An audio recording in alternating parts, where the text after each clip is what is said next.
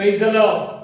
റോമാലേഖനം 8-ാം അധ്യായത്തിന്റെ 1-ാമത്തെ വചനം, അതുകൊണ്ട് ഇപ്പോൾ ക്രിസ്തുയേശുവിലുള്ളവർക്ക് ശിക്ഷാവിധിയില്ല. അതുകൊണ്ട് ഇപ്പോൾ ക്രിസ്തുയേശുവിൽ ഉള്ളവർക്ക് ശിക്ഷാവിധിയില്ല. ഇപ്പോൾ ഞാൻ ക്രിസ്തുയേശുവിലാണെങ്കിൽ എനിക്ക് ശിക്ഷാവിധിയില്ല. ക്രിസ്തുയേശുവിലുള്ള ജീവന്റെ ആത്മാവിന്റെ പ്രമാണം എനിക്ക് പാപത്തിന്റെയും മരണത്തിന്റെയും പ്രമാണത്തിൽ നിന്ന് സ്വാതന്ത്ര്യം വരുത്തിയിരിക്കുന്നു. ഒന്ന്, എനിക്ക് ശിക്ഷാവിധിയില്ല.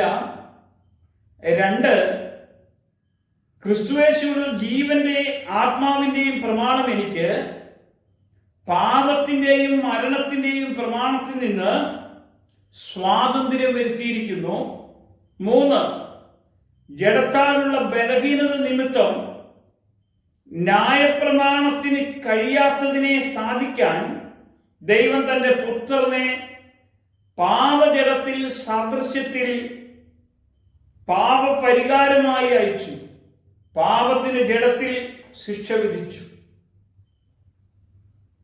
ഇനി ഞാൻ പാപത്തിന് അടിമപ്പെടാത്ത വണ്ണം എൻ്റെ പാപശരീരം നീക്കേണ്ടതിന് എൻ്റെ പഴയ മനുഷ്യനെ യേശു കർത്താവ് കാൽവരി ക്രൂശിൽ അങ്ങ് ഏറ്റെടുത്തു. ഇത് ഏറ്റവും വലിയ ഒരു മർമ്മമാണ് പ്രിയമുള്ളവര്. എൻ്റെ പാപം യേശു കാൽവരി ക്രൂശിൽ അങ്ങ് ഏറ്റെടുത്തു. ഞാനിനി എന്താ? പാപത്തിന് അടിമപ്പെടാത്ത വണ്ണം എൻ്റെ കണ്ണ്, എൻ്റെ കാത്, എൻ്റെ ജഡം, എൻ്റെ പഞ്ചേന്ദ്രിയങ്ങൾ, എൻ്റെ മനസ്സ്, ഞാൻ പാപത്തിന് അടിമപ്പെടാത്ത വണ്ണം എൻ്റെ പാപത്തിന്റെ എല്ലാ മേഖലകളെയും ക്രൂശിൽ തറച്ചു. എന്നിട്ടോ എൻ്റെ പാപങ്ങൾ മുഴുവൻ ക്രൂശിലേക്ക് അവൻ ഏറ്റെടുത്തു. യേശുക്രിസ്തുവിനോട് ഐക്യപ്പെടുന്നവർക്ക് ശിക്ഷാവിധി ഇല്ല.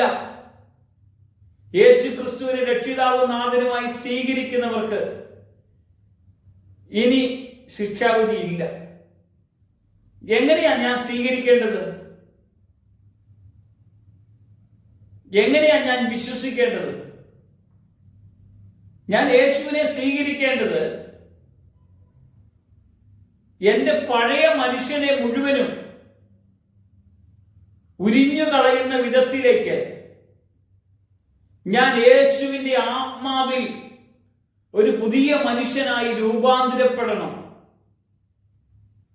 എനിക്ക് വേണ്ടി കാൽവരി ക്രൂശിൽ എൻ്റെ പാപങ്ങൾ മോചിച്ചപ്പോൾ ഞാൻ പാപിയായ മനുഷ്യനായിരുന്നെങ്കിൽ എൻ്റെ പാപങ്ങൾ മോചിച്ചു എന്ന് ഞാൻ അറിയണമെങ്കിൽ ഞാൻ പുതിയതായി ഒന്ന് രൂപാന്തരപ്പെടണം. എങ്ങനെ? ആത്മാവിൽ. ആത്മാവിൽ രൂപാന്തരപ്പെടണമെങ്കിൽ ഞാൻ കർത്താവിന്റെ സന്നിധിയിൽ ഇരുന്ന് പ്രാർത്ഥിക്കണം. കർത്താവെ, എനിക്ക് വേണ്ടി കാൽവരി ക്രൂശിൽ അങ്ങ് മരിച്ചെന്റെ പാപങ്ങൾ മുഴുവനും ഏറ്റെടുത്തു. അത് ഞാൻ തിരിച്ചറിയുന്ന വിധത്തിലേക്ക് എന്നെ മാറ്റുന്നത് എന്റെ പഴയ മനുഷ്യനെ അവന്റെ ചെയ്തികളോടുകൂടെ ഉരിഞ്ഞു മാറ്റി പുതിയ മനുഷ്യനെ ധരിക്കുന്ന ഒരു അനുഭവം വേണം. പഴയത് ഉരിഞ്ഞു മാറ്റണമെങ്കിൽ ഞാൻ പ്രാർത്ഥിച്ചുകൊണ്ടിരിക്കുമ്പോൾ പരിശുദ്ധാത്മാവ് എൻ്റെ മേൽ വരും. എൻ്റെ മേൽ വരുമ്പോൾ എൻ്റെ പഴയത് മുഴുവൻ ഉരിഞ്ഞു മാറും, പുതിയത് ധരിക്കപ്പെടും. അന്നേരം ഞാൻ പഴയത് മാറി പുതിയത് ധരിക്കപ്പെടുന്ന ഒരു പുതിയ മനുഷ്യനായി രൂപാന്തരം പ്രാപിക്കുമ്പോൾ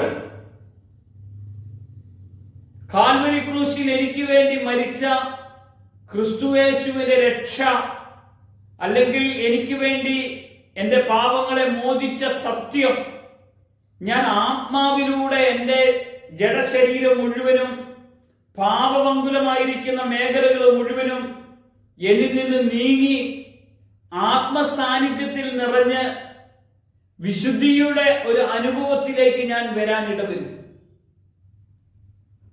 അല്ലാതെ വെറുതെ ഞാൻ ഏറ്റു പറയുന്നു, യേശുവേ നീ കാൽവരി ക്രൂശിൽ മരിച്ചതുകൊണ്ട് എന്റെ പാപങ്ങൾ മോചിച്ചു, ഞാൻ നിന്നിൽ വിശ്വസിക്കുന്നു എന്ന് 100 തവണ ഏറ്റു പറഞ്ഞാലും നിന്റെ ജീവിതത്തിലെ പാപം അതുപോലെ നിന്നിൽ തന്നെ വെളിപ്പെടുത്തും.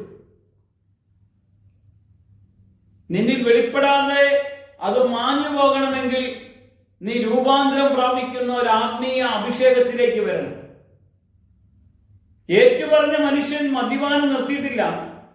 ഏറ്റുപറഞ്ഞ മനുഷ്യൻ പുകവലി നിർത്തിയിട്ടില്ല. ഏറ്റുപറഞ്ഞ മനുഷ്യൻ ജഡികഭാവം നിർത്തിയിട്ടില്ല. ഏറ്റുപറഞ്ഞ മനുഷ്യൻ അവന്റെ എല്ലാ പാപപ്രകൃതിയും അവന്റെ മേലുണ്ട്. എന്നാൽ രൂപാന്തരം പ്രാപിച്ച ഒരു മനുഷ്യൻ അല്ലെങ്കിൽ അഭിഷേകം പ്രാപിച്ച ഒരു മനുഷ്യന്റെ അകത്ത് ഈ പഴയത് മുഴുവനും കഴുകപ്പെട്ട് അഹങ്കാരമില്ല, ഔന്നത്യമില്ല, ബഹുമാനിച്ചില്ല.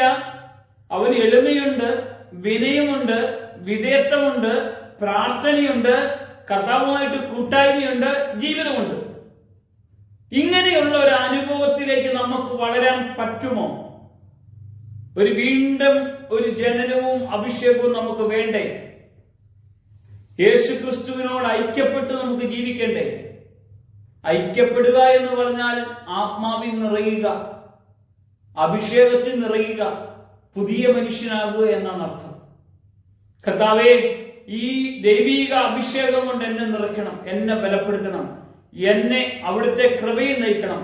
യേശുവിന്റെ നാമത്തിൽ തന്നെ ആമേൻ, ആമേൻ.